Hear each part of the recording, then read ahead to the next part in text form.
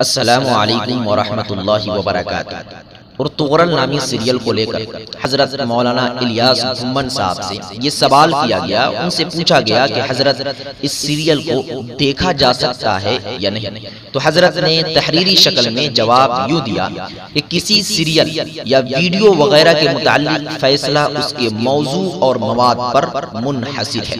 اسلامی معاشرت، اسلامی تاریخ، اسلامی واقعات، اسلامی تہذیب و تمدن اور دیگر موضوعات پر بنائی جانے والی دستاویزی فلمیں دیکھنے میں کوئی حرج نہیں ہے۔ ایسے ہی وہ پروجیکٹ جن سے اسلامی تاریخ کا علم ہوتا ہے، مسلمانوں کی روشن تاریخ کے تابناک پہلو دنیا کے سامنے آتے ہوں، اسلامی ثقافت زندہ ہوتی ہوں، ایسے پروجیکٹ ضرور بنانے چاہیے، لیکن ان کو بنانے میں اس بات کا خیال رکھا جائے کہ شریعت کی حدود کو پامال نہ کیا جائے، مثلا خواتین کا بے پردہ سامنے آنا اور عشق و محبت کا غیر اخلاقی مناظر ہونا۔ اسی طرح ان ڈراموں میں موسیقی بھی نہ ہو۔ یہ بات اچھی طرح سمجھ لیں کہ کفار کی بنائی گئی فلموں اور ڈراموں کا اسلامی تاریخ پر بنائے گئے ڈراموں سے کوئی تقابل نہیں، کیونکہ مسلمانوں کے اخلاق، عقائد، تہذیب و ثقافت کو تباہ کرنے اور تاریخ کو مسخ کرنے میں کفار کی بنائی ہوئی فلموں اور ڈراموں کا بہت بڑا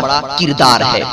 البتہ یہ بات ذہن میں رہے کہ انبیاء علیہ السلام پر فلمیں یا ڈرامے بنانا اور ان حضرات کو ڈراموں میں دکھانا کفر ہے۔ صحابہ کرام رضوان اللہ تعالی علیہم اجمعین پر فلمیں بنانا فسق اور سخت گناہ ہے۔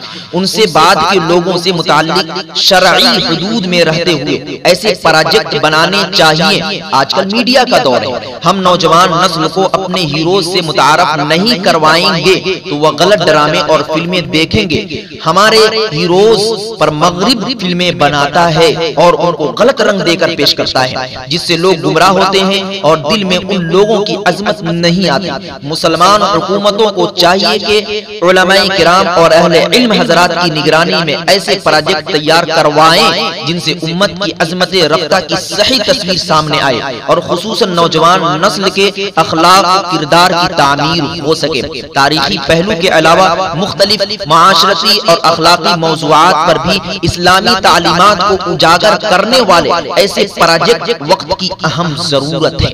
ویڈیو کو لائک اینڈ کمنٹ کریں اور دینی معلومات کے لیے ہمارے چینل الحقمیڈیا کو سبسکرائب کر کے بیل آئیکن کو دبا دیں تاکہ سب سے پہلے ہماری بات آپ تک پہنچ سکے۔